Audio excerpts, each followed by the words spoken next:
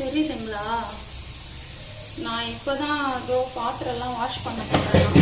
ஏன்னா எனக்கு வந்து உடம்பு முடியல, அதனால் ஃபுல்லாக போட்டு வச்சுட்டேன். இப்போ ஈவினிங் தான், அதனால தான் சரி நான் எதுக்கு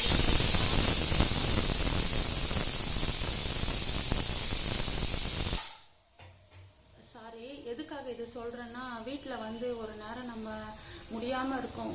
கரெக்டாக பர்ஃபெக்டாக இந்த டைமில் பாத்திரம் கழுவணும், இந்த டைமில் வந்து இது செய்யணும் அது செய்யணும், அந்த மாதிரி ஒன்றும் தேவையில்லை. உடம்பு முடியலன்னா ஒரு நேரம் லேடிஸ் படுத்துக்கலாம். லேடிஸ்க்கே சப்போர்ட் பண்ணுறேன்னு நினைக்காதீங்க. நாளைக்கே உங்களை பற்றி நான் வீடியோ போடுறேன். அதனால ஒரு நேரம் அட்ஜஸ்ட் பண்ணிக்கலாம், ஒன்றும் தப்பு இல்லை. இப்போ ஈவினிங் கழுவுறோமா, ஓகே பரவாயில்ல, முடியலன்னா ரெஸ்ட் எடுக்கலாம், தப்பே கிடையாது. நீங்கள் அது படப்படன்னு நினச்சி அதையே நினச்சி நீங்கள் ஃபீல் பண்ண வேணாம். வணக்கம், நன்றி. இதோ இங்கே பாருங்கள், இருக்கு இல்லையா, மிளகு கொஞ்சம் போடுங்க சாம்பாரில். இதோ சாம்பார்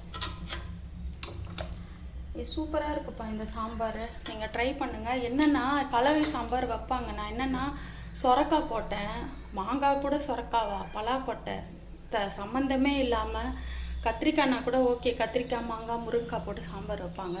இதை வந்து ட்ரை பண்ணுங்கள், சூப்பராக இருக்குது, டேஸ்டி எம்மி.